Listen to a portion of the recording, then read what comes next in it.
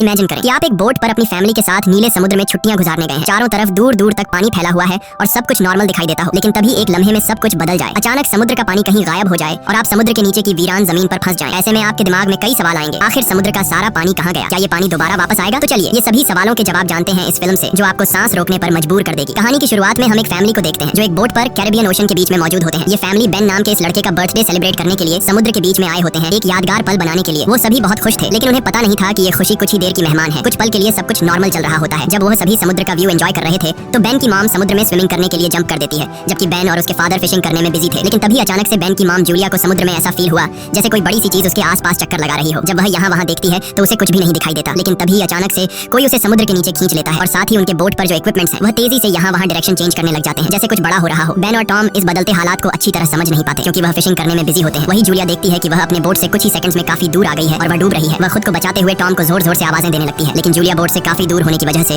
उस पर किसी का भी ध्यान नहीं जाता। और यहाँ पर जूलिया को फील होता है कि समुद्र का पानी तेजी से पीछे की तरफ जा रहा है। जूलिया अपनी बेटी कैसी को आवाज देने लगती है, लेकिन कैसी हेडफोन लगाकर सनलाइट एंजॉय कर रही होती है। बेन, कैसी और टॉम को बिल्कुल भी नहीं पता होता कि जूलिया स्विमिंग करने समुद्र में उतरी है। जूलिया धीरे धीरे उनसे और दूर होती जा रही थी, लेकिन तभी खुशकिस्मती से टॉम को हल्की सी जूलिया की आवाज सुनाई देती है। वह जूलिया को देख लेता है और टॉम उसे बचाने के लिए फौरन पानी में जंप कर देता है। दूसरी तरफ बेन बोट का इंजन स्टार्ट करके उनके पास ले जाता है। लकीली टॉम जूलिया को डूबने से बचा लेता है। जब वह बोट के करीब पहुंचते हैं तो उसके बाद बेन और कैसी उन दोनों को बोट के ऊपर खींच लेते हैं और इस तरह से जूलिया की जान बच पाती है। अब बोट पर टॉम अपनी बेटी कैसी पर गुस्सा करता है। वह कहता है कि तुम्हारा ध्यान कहाँ था? मैंने तुमसे कहा भी था कि जब तुम्हारी मॉम स्विमिंग करने समुद्र में उतरेगी तो तुम्हें उस पर नजर रखनी है। कैसी सॉरी करती है और कहती है कि मैंने हेडफोन पहन रखे थे। खैर, अब जूलिया सेफ थी। टॉम कहता है कि अब कोई भी बिना बताए स्विमिंग करने नहीं जाएगा, और अगर कोई जाएगा भी तो पहले किसी न किसी को इन्फॉर्म करेगा। वो सभी टॉम की बात पर अग्री हो जाते हैं और अब रात होने वाली होती है, इसीलिए वह सब बेन की बर्थडे सेलिब्रेट करने के लिए तैयारी करने लगते हैं। रात को बर्थडे सेलिब्रेट करने के बाद कैसी के बॉयफ्रेंड का वीडियो कॉल आ जाता है। कैसी उसे बताती है कि वो सभी बोट में काफी एंजॉय कर रहे हैं, लेकिन उसका बॉयफ्रेंड कैसी से कहता है कि तुम सभी को जल्दी से सरफेस पर आना चाहिए। यहाँ टीवी में बता रहे हैं कि कुछ बहुत ही बड़ा होने वाला है,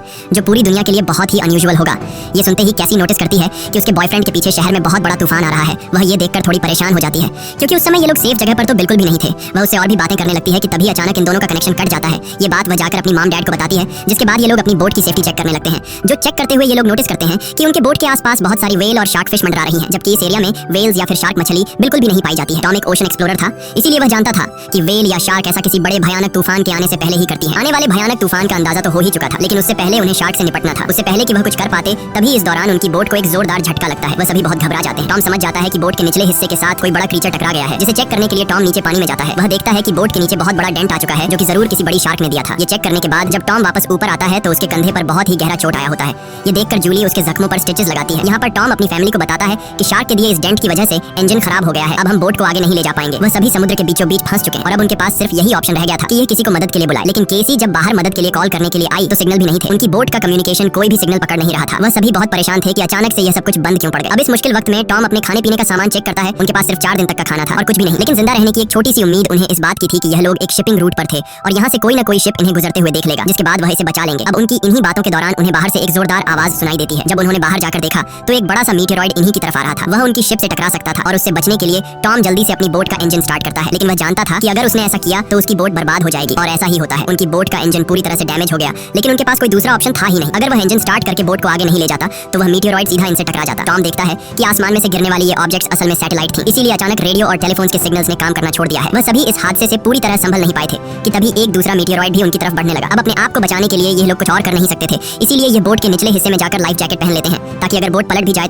तो वो सभी पानी में डूबे नहीं। जब वह बोट के अंदर होते हैं तो बोट बहुत ही तेजी से झटके खाने लगती है। वह सभी समझ जाते हैं कि अब ये लोग बच नहीं पाएंगे। तभी अचानक इन लोगों को एक जोरदार आवाज सुनाई दी और ये सभी बेहोश हो जाते हैं। जब इन्हें होश आया तो ये लोग पाते हैं कि ये लोग जिंदा थे। हालांकि इन्हें चोटें जरूर आई थी, मगर हैरानी की बात ये थी कि अब उनकी बोट के अंदर कहीं छोटी बड़ी सुराखें हो चुकी थी, लेकिन उससे पानी अंदर नहीं आ रहा था। अब जब ये पूरी फैमिली अपने बोट से बाहर आकर देखती है तो यह नजारा देखकर वह सभी हैरान रह जाते हैं। वह देखते हैं कि उनकी बोट के नीचे पानी ही नहीं, उनकी बोट के आसपास जमीन पर मछलियां पड़ी थी और उनकी बोट एक वीरान पहाड़ी इलाके में थी, जैसे यह लोग किसी दूसरी दुनिया में आ गए हों। यह जगह पूरी तरह से बदल चुकी थी। जहाँ कल रात तक पानी था वह जगह अब ऊंचे ऊंचे पहाड़ों और गड्ढों की तरह दिख रही थी। वह सभी जल्दी यह बात रियलाइज कर लेते हैं कि वह किसी डिजर्ट में नहीं बल्कि वह अभी भी समुद्र के बीचों बीच है। बस समुद्र का सारा पानी यहाँ से किसी दूसरी जगह शिफ्ट हो गया है। अब टॉम जल्दी से अपना कंपास निकालता है और डायरेक्शन देखने लगता है और वह समझ जाता है कि यह जरूर धरती के साथ कुछ गड़बड़ हुई है। धरती के पोल चेंज हो गए हैं। नॉर्थ पोल की जगह साउथ पोल आ गया था, जो कि साउथ पोल की जगह नॉर्थ चला गया था, और इसीलिए जहाँ पर पहले जमीन पर लोग बसते थे समुद्र का सारा पानी वहाँ पर चला गया है और अब समुद्र की जगह जमीन बन चुकी थी। इस चीज का पता लगने के बाद यह सब लोग हैरान रह गए। एक और भयानक बात टॉम ने उन्हें यह बताई कि इस सब के बीच जो इंसान जिंदा जमीन पर थे वह सभी मारे गए होंगे। केसी को यह बात बहुत ज्यादा तकलीफ देती है। वह अपने आप को कैबिन में बंद कर लेती है, क्योंकि उसे पता चल चुका था कि उसका बॉयफ्रेंड अब इस दुनिया में नहीं रहा। लेकिन अब एक और बात थी जो कुछ ही देर बाद उन्हें पता चलने वाली वाली थी और वह बात सुनकर उनके होश उड़ने वाले थे। खैर अब जूली यहाँ पर बचे हुए खाने को इकट्ठा करने लगती है और बेन अपने बर्थडे के सारे बलून हवा में उड़ाता है ताकि अगर कोई जिंदा हो तो वो उनके पास आ जाए और वो सब मिलकर इस सिचुएशन का सामना करें। उसके बाद टॉम रेडियो के जरिए किसी से कांटेक्ट करने की कोशिश करता है। उम्मीद तो उसे ये थी कि सामने से कोई रिस्पांस नहीं आएगा, लेकिन सरप्राइजिंगली उसे रिस्पांस मिलता है। ये रिस्पांस उसे एक कैप्टन ने दिया था जिसका नाम नाटो है और वो भी समुद्र के शिफ्ट होने की कहानी जानता था क्योंकि वह भी टॉम की फैमिली की तरह अपनी सबमरीन में था। टॉम कैप्टन से पूछता है कि अब इस सिचुएशन में हमें क्या करना चाहिए। यहाँ कैप्टन इन सभी को वह बात बताता है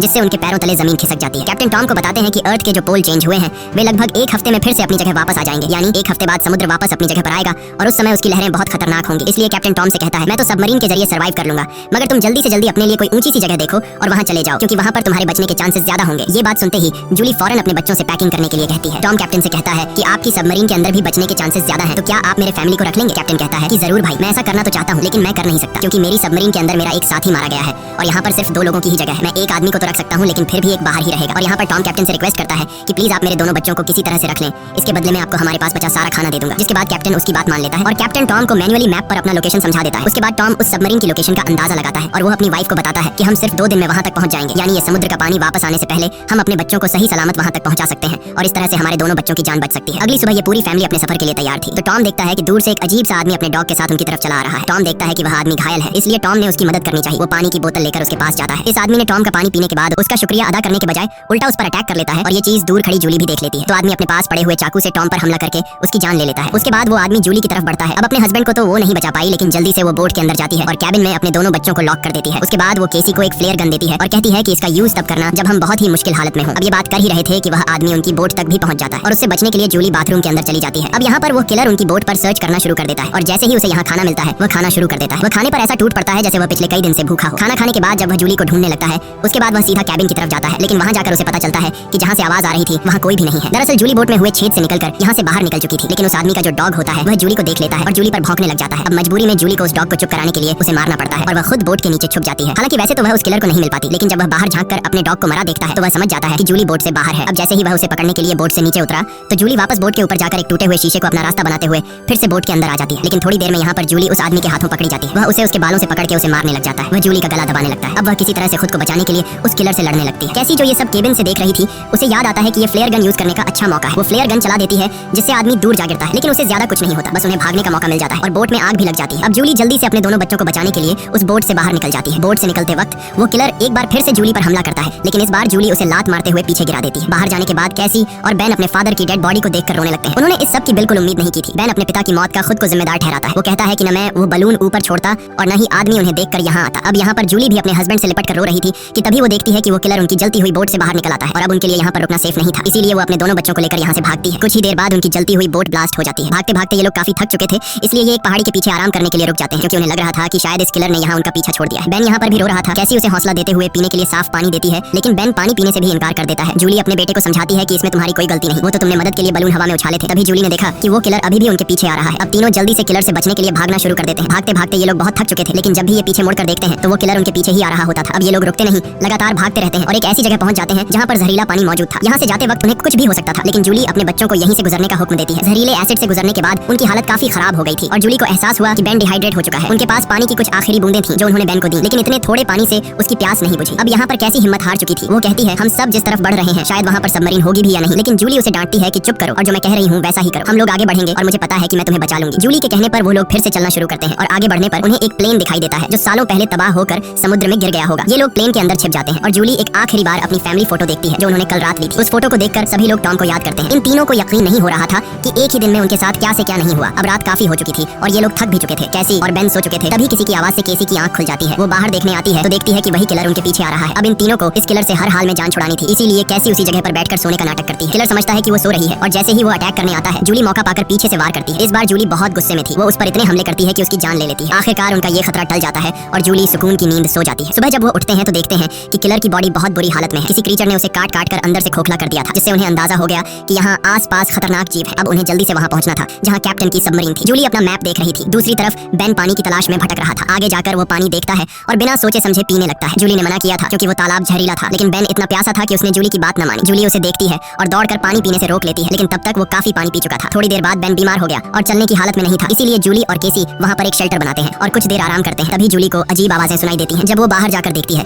तो उसे पता चलता है कि ढेर सारे क्रैब्स उनकी तरफ बढ़ रहे हैं, जिनसे बचने के लिए उन्होंने भागना शुरू किया। थोड़ा आगे चलने के बाद कुछ दूरी पर उन्हें एक बहुत बड़ी शिप नजर आई। ये एक कार्गो शिप थी जिसके अंदर बहुत सारे कंटेनर्स भी थे। इन कंटेनर में ही बहुत सारे लोगों ने पनाह ली हुई थी। इन तीनों को देखते ही वो सभी कंटेनर में जाकर छुप गए। दरअसल वो इन तीनों से नहीं भागे बल्कि उनके पीछे केकड़े आ रहे थे। ये तीनों कंटेनर के पास जाकर गिड़गिड़ाने लगते हैं और दरवाजा खोलने की रिक्वेस्ट करते हैं, लेकिन वो उनके लिए दरवाजा नहीं खोलते। दूसरी तरफ केकड़ों की एक बहुत ही बड़ी सेना उनके पीछे थी, इसीलिए अब उनको खुद कुछ करना होगा। उनके पास कोई और रास्ता तो था नहीं, इसलिए जूलियन और उसके दोनों बच्चे कंटेनर के ऊपर चढ़ने का फैसला कर लेते हैं। जूलियन पहले अपने दोनों बच्चों को कंटेनर के ऊपर चढ़ाती है। अब जूलियन जैसे ऊपर चढ़ती है तो एक केकड़ा आकर उसे पैर पर काट लेता है, लेकिन वो जैसे तैसे करके उसे अपना पांव छुड़ाकर ऊपर चढ़ जाती है। अब जूलियन अपने जख्म को अपने स्कार्फ से बांध लेती है, जिसके बाद वो बेहोश हो जाती है। केसी और बेन देखते हैं कि वो केकड़े उस कंटेनर को काटते हुए उसके अंदर चले गए और उसके अंदर मौजूद लोगों पर इन केकड़ों ने हमला कर दिया। अब वो लोग अपने पास मौजूद हथियारों से उन केकड़ों को मारने की कोशिश तो करते हैं, लेकिन केकड़ों की तादाद बहुत ज्यादा थी। ये लोग उनके सामने नहीं टिक पाते और केकड़े कंटेनर के अंदर मौजूद सभी लोगों को मार देते हैं। अगली सुबह जूलियन को होश आया। उसने देखा कि उसके दोनों बच्चे यहाँ नहीं हैं। वो बुरी तरह से डर गई कि कहीं मेरे बच्चों को कुछ हो नहीं गया हो, लेकिन तभी दूर से उसे केसी और बेन आते हुए दिखाई दिए, जो असल में खाने पीने और हथियार की तलाश में गए हुए थे। खैर, अब यहाँ पर वो केकड़े भी नहीं थे। अब जूलियन अपने केकड़े के काटे जख्म को ठीक करती है, जबकि बेन कंटेनर के अंदर मरे हुए लोगों के वेपन्स कलेक्ट कर लेता है ताकि उससे खुद की सेफ्टी के लिए यूज कर सके, और वहाँ उन्हें थोड़ा बहुत खाना भी मिल जाता है। खैर, इसके बाद